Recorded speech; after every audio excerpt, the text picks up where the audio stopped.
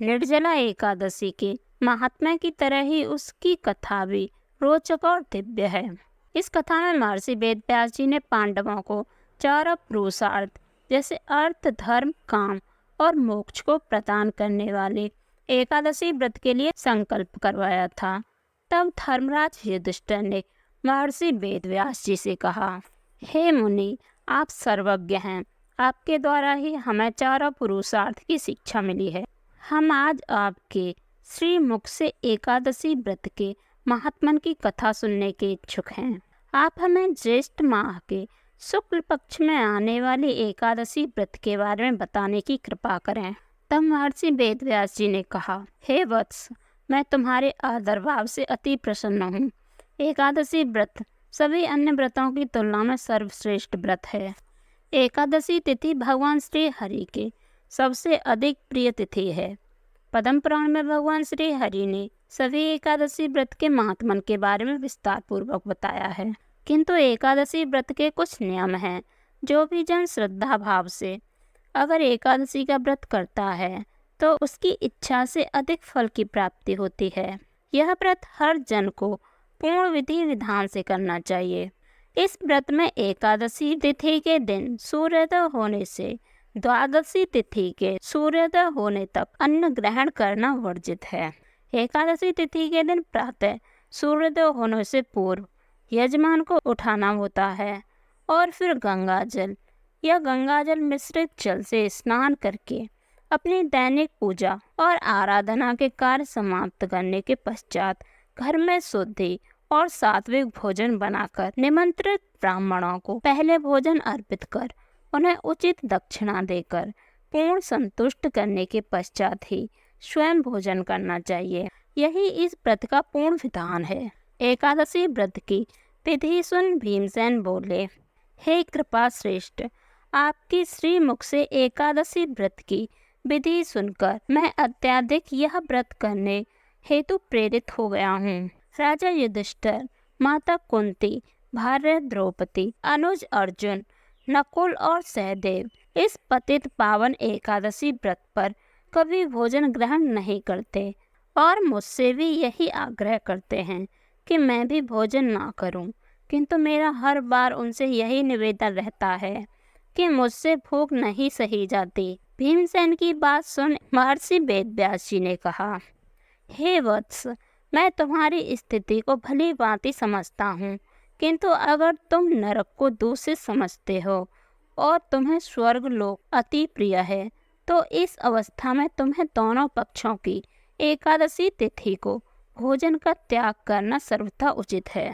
वेदव्यास जी की बात सुनकर भीमसेन बोले, हे मुनि, आपकी बात सर्वथा उचित है, किंतु मैं आपसे सत्य कह रहा हूँ। मैं एक बार भोजन करके भी व्रत नहीं कर सकता, तो फिर मैं पूरा दिन भूखा रहकर कोई व्रत कैसे पूर्ण कर पाऊंगा। मेरे उदर में व्रक नामक अग्नि हमेशा प्रज्वलित रहती है, अतः जब भी मैं अधिक भोजन ग्रहण करता हूँ तभी यह शांत और तृप्त हो पाती है। इसी कारणवश हे मुनि श्रेष्ठ, मैं पूरे वर्ष में केवल एक बार ही व्रत कर सकता हूँ। अतः हे मुनि, मुझे कोई ऐसा व्रत बताने की कृपा करें जिससे मेरी स्वर्गलोक में निवास करने की इच्छा भी पूर्ण हो जाए और मैं कल्याण का भी भागी बन सकूं। मैं आपके परामर्श का यथोचित पालन पूर्ण रूप से करूंगा। महर्षि वेदव्यास जी ने कहा, हे कुंती सूत, हे बलश्रेष्ठ, तुम्हारा निवेदन सुन मैं अहोभावित हो गया हूँ। अतः अब मेरे वचन ध्यान पूर्वक अवश्य सुनना। ज्येष्ठ माह में जब सूर्य वृष राशि में हो या मिथुन राशि में शुक्ल पक्ष को आने वाली एकादशी का निर्जला व्रत तुम्हारे लिए सर्वथा उचित और कल्याणकारी होगा। केवल कुल्ला या आचमन ग्रहण करने हेतु तुम मुख में जल का प्रयोग कर सकते हैं, किंतु उसके अलावा किसी भी परिस्थिति में जल को मुख में ग्रहण करना व्रत को निष्फल बनाने के बराबर होगा। एकादशी के दिन सूर्योदय होने से दूसरे दिन द्वादशी को सूर्योदय होने तक सभी व्रत धारक को जल का त्याग करना होगा, तभी व्रत की पूर्ति हो पाएगी। उसके पश्चात द्वादश तिथि को प्रातःकाल में पवित्र जल से स्नान करके ब्राह्मण देवता को विधि पूर्वक जल और स्वर्ण का दान करना सर्वथा उचित माना जाता है। इस प्रकार सभी कार्य करने के बाद जिसने भी व्रत रखा है उन्हें ब्राह्मणों के साथ भोजन करना चाहिए। पूरे वर्ष में जितनी भी एकादशी तिथि होती हैं उन सभी एकादशी के व्रत का पुण्य फल एकमात्र इस निर्जला एकादशी का व्रत करने से प्राप्त होती है। इस बात में कोई दो मत नहीं है। हे वत्स, कमल पुष्प शंख चक्र और गदाधारी श्री हरि ने अपने श्री मुख से यह कहा था कि अगर कोई मनुष्य अपने सारे मोह त्याग कर एकमात्र मेरी शरण में आ जाए और एकादशी के व्रत को निराहार कर करे तो उसे मैं सभी पाप कर्म से मुक्त कर देता हूँ। निर्जला एकादशी को पूर्ण श्रद्धा से इस व्रत का पालन और श्री हरि विष्णु का पूजन करना चाहिए। इस व्रत के करने से संसार में व्रतधारी स्त्री हो या पुरुष, अगर उसने मेरु पर्वत के समान भी पाप क्यों न किए हों, उसके सारे पाप कर्म नष्ट हो जाते हैं। इस निर्जला एकादशी का व्रत करने वाले मनुष्य को अपनी मृत्यु के समय विशालकाय विकरालाकृति और अंधकार में दिखाने वाले भयंकर दंड और पासधारी यमदूत के भयभीत होने की आवश्यकता कभी नहीं होती, क्योंकि उन्हें भी पीताम्बरधारी, सौम्य स्वभाव वाले, हाथ में सुदर्शन धारण करने वाले और मन के समान वेगशाली विष्णुदूत उन्हें भगवान विष्णु के धाम में ले जाते हैं। जो भी मनुष्य निर्जला एकादशी के दिन दान जो भी अपनी भक्ति अनुसार करता है उसे उसका अक्षय पुण्य फल प्राप्त होता है। निर्जला एकादशी का व्रत जो भी मनुष्य पूरे विधि विधान से भगवान श्री हरि में पूरी श्रद्धा करता है उसे परम वैष्णव की प्राप्ति होती है। किंतु जो भी मनुष्य एकादशी के दिन अन्न खाता है वह पाप का भागी बनता है। इस पृथ्वी लोक में वह चांडाल के समान है और मृत्यु के पश्चात वो दुर्गति को प्राप्त होता है।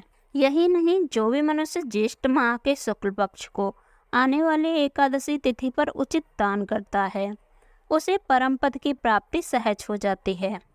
और जिस मनुष्य ने अपने जीवन काल में ब्रह्म हत्या, मदिरा सेवन, पर स्त्री गमन, चोरी या गुरुद्रोह जैसे कठोर पाप किए हों और वह अगर इस एकादशी का व्रत करता है तो उसे इन सब पापों से मुक्ति प्राप्त होती है।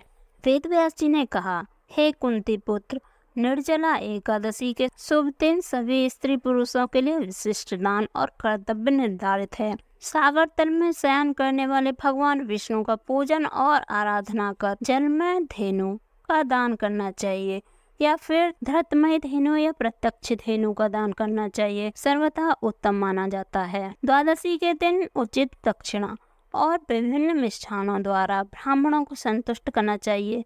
ऐसा करने से ब्राह्मण देवता निश्चित रूप से संतुष्ट होते हैं और उनकी संतुष्टि पर भगवान श्री हरि व्रतधारी मनुष्य को मोक्ष प्रदान करते हैं। जिस भी मनुष्य ने पूर्ण श्रद्धा भाव से सम, दम और दान में लीन होकर भगवान श्री हरि की पूजा और रात्रि जागरण करते हुए इस पापनाशनी निर्जला एकादशी का व्रत किया हो, वह अपने साथ अपनी पूर्व 100 पीढ़ियों और आने वाली 100 पीढ़ियों को भगवान श्री हरि के परम धाम पहुंचाता है। हर मनुष्य को अपने जीवन काल में निर्जला एकादशी का व्रत करना अचूक माना गया है और उचित दान करना अति अनिवार्य है। यहाँ निर्जला एकादशी के दिन गौ जल, वस्त्र, अन्य सुंदर आशा, छाता और कमंडल का दान किया जाता है। जो भी व्रतधारी सुपात्र और श्रेष्ठ ब्राह्मण गण को पादुका का दान करता है वह स्वर्ण विमान में बैठकर निश्चित रूप से स्वर्गलोक को जाता है। यही नहीं, जो भी मनुष्य इस एकादशी व्रत का पठन या श्रवण करता है वह स्वर्गलोक में निवास करता है। चतुर्दशी युक्त अमावस्या को सूर्य ग्रहण के दिन जो भी मनुष्य श्राद्ध करके जिस फल को प्राप्त करता है वही फल उसे इस निर्जला एकादशी के व्रत में प्राप्त होता है।